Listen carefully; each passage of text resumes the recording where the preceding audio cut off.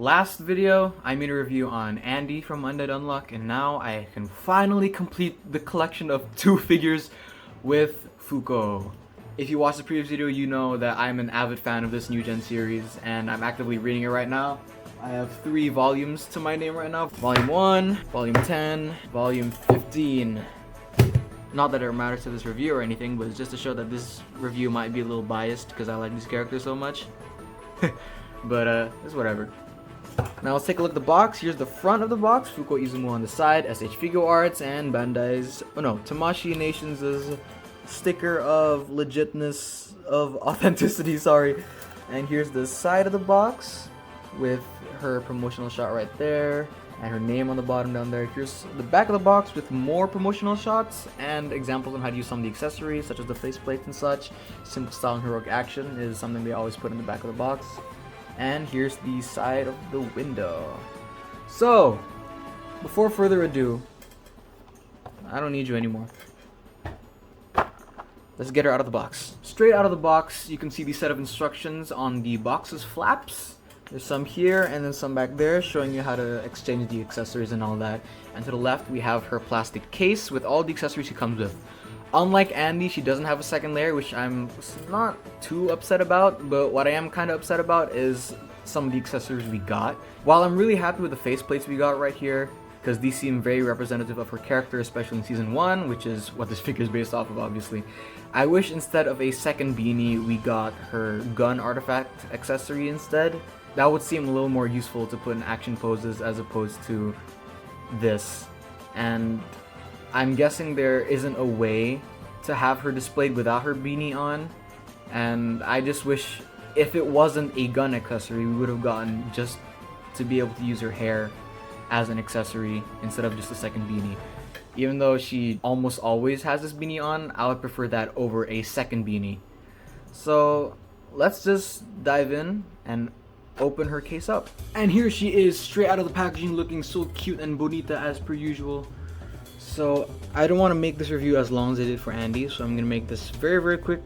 And if there's any issues with her, I'll immediately point it out. So here we go. Arms can go that far. They are also double jointed. Shoulder looks really weird though, so if you're not really into figures that have visible joints, then you might not want to pick this up because it's very obvious. Even when it's sitting idly like that, you can still see the gaps here because it looks like they didn't do too good of a job in hiding her joints here as much as they did with Andy, which is an honest shame because, they could be doing better since she's quite literally the main protagonist of the series. She can look up that far. She can look up that far. Oh, she cannot look too far up. This is the best you're gonna get. But she can look down a decent amount. Side to side. Side to side. She can look up that much, but can't go too far down. Her legs can kick all the way up. Also bend at the knee with double jointed legs, but that looks kind of weird. Her foot can kind of do a 360, and there is toe hinge, but the ankle pivot is not great. That's not great. It's just as limited as Andy. So she can kick that far, but can she kick that?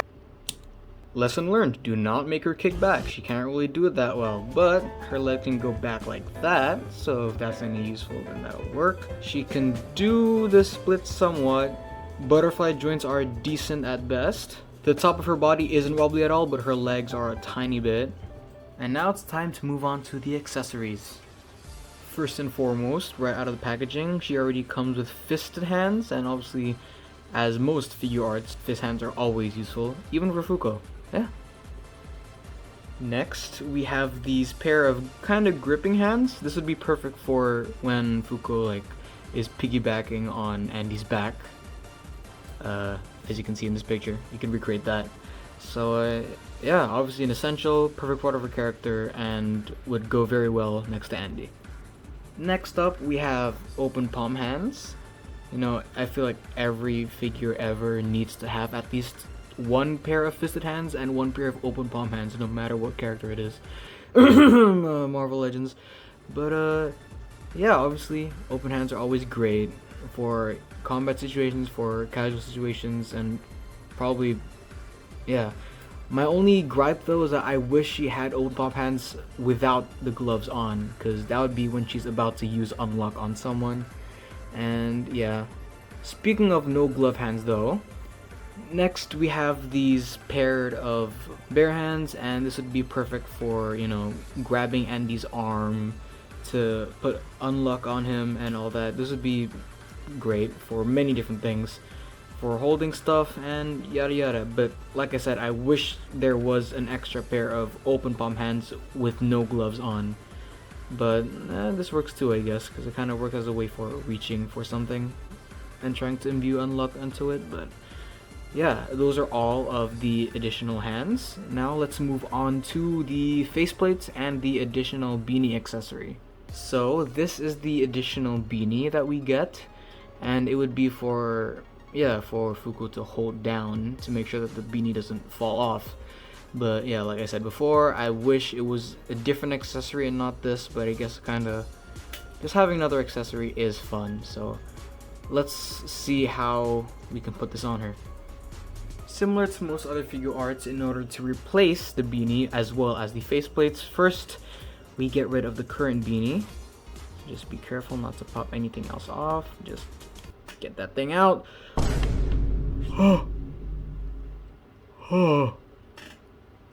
Oh, there's unthing. Next, as you can see inside this beanie, it's also present in the other beanie, but there is somewhat of a notch over there that we need to match up here. So just make sure you line it up correctly and pop it in. Ta-da!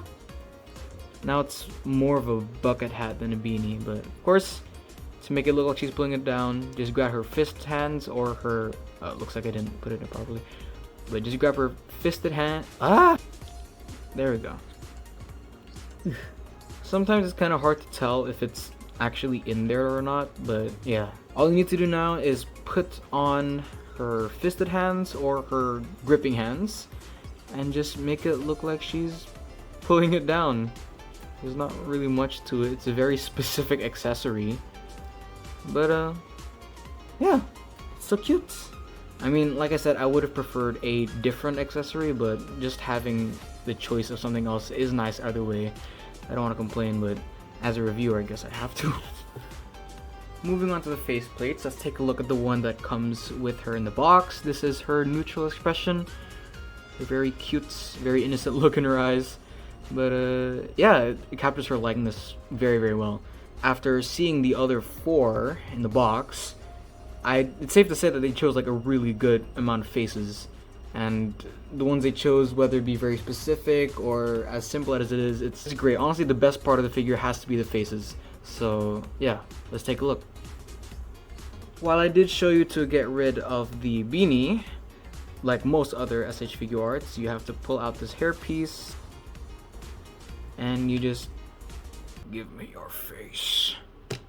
In no particular order at all, here's the first face, or the first face besides the one that came with the box, but here is a shy or kissing type face. Yeah, this is definitely if she's imbuing unluck to Andy through a kiss, or if she's, you know, being flustered and all that.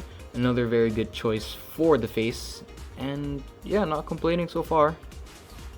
Next, we have this very, very happy expression from Fuuko that we also see a lot in the show, in the first season, as well in the manga. But yeah, very good. It's definitely what she's saying, zombie, in the first episode. Very expressive.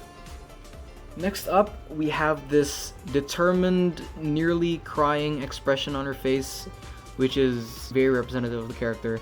This is definitely a look where she has imbued unluck into someone in hopes of defeating an enemy, perhaps. Maybe Andy, or maybe someone who isn't immortal, so that's why she's kind of teary-eyed a bit. But this is definitely emotion that's very specific to her. Not many other characters would have this sort of expression, and you'd understand why she would have that expression, but yeah, this is a very good selection. But I really did wish that they just had a normal, like, angry looking face. This isn't really angry, and I think just the lack of there being an angry face is somewhat of a bummer, but Fuuko's not really that angry a person, so it's not that bad that they left it out. Last faceplate is this screaming, terrified, running away from something expression that she does a lot in the series. Hella expressive. One thing I do have to say about all of these different faceplates is that I'm glad they're very distinct from one another. They all really do represent Fuuko's character really well. I mean, this one especially in the first season of the show, but if they do make a season 2, which I'm really hoping, we'll get to see more of her being really badass. So, yeah. Unlike Andy, there aren't as much accessories when it comes to Fuuko. I mean, I can live with that. She retails for a little cheaper, if I remember correctly, but still, I really wish we had a different accessory instead of the additional beanie. But yeah, these are very representative for the character, and I'm really satisfied with the faceplates we got. Now moving on to size comparisons. Here is the S.H.Figuarts Dragon Ball Superhero Goku, and the Naruto from the recent Naruto line. She's very short compared to two of them, but then again, she is supposed to be short, so yeah. Next, here we have Fuuko standing next to Hibino Kafka, and Denji no last name. I forgot his last name, like Loki. Yeah, she's also still really short, especially compared to Kafka. Jesus. Both S.H.Figuarts, so let's move on. Next, moving on to non-S.H.Figuarts that may or may not look good next to her. Here we have the super acting statues, Diego Brando's second version, which is more manga accurate. And even though super acting statues aren't really 1/12 scale, they still honestly kind of look good next to her because the proportions look somewhat similar except for the face. And here we have the Jada Toys Ken. I chose Ken instead of Ryu because, you know, they're both blondies, but it's whatever. Yeah, obviously, Ken is meant to be 1/12 scale, so he'll look good next to her. Not so much for Diego, though. And some additional non-S.H.Figuarts stuff. Here we have the McFarlane Reverse Flash and the Heroes Return Iron Man from Marvel Legends. God, wow, even her, man. Like, wow, she looks even shorter than any other S.H.Figuarts in comparison to these two. It's not even funny. I really don't know why McFarlane and Marvel Legends decided not to go 1/12 scale, man. Like, it would be a perfect way to make Marvel vs. Capcom. Lastly, Fuuko wouldn't be complete without Andy, and Andy wouldn't be complete without her. But yeah, these two look amazing side by side. You really can't get one without getting the other. Even though I did get Andy before getting her. Still, yeah, you got the idea. But these two look amazing with each other, and yeah. Let's get to some posing.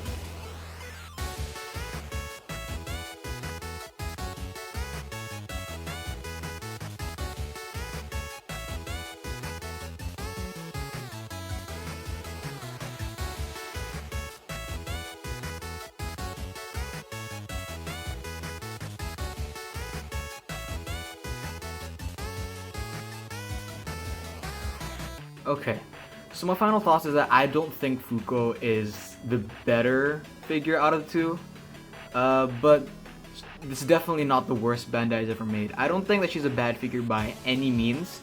I just feel like the things they chose as her accessories, especially the beanie, could have been a bit better. But in terms of the faceplates, I'm very satisfied with those, and she looks amazing next to Andy. My complaints don't really drag the figure down at all.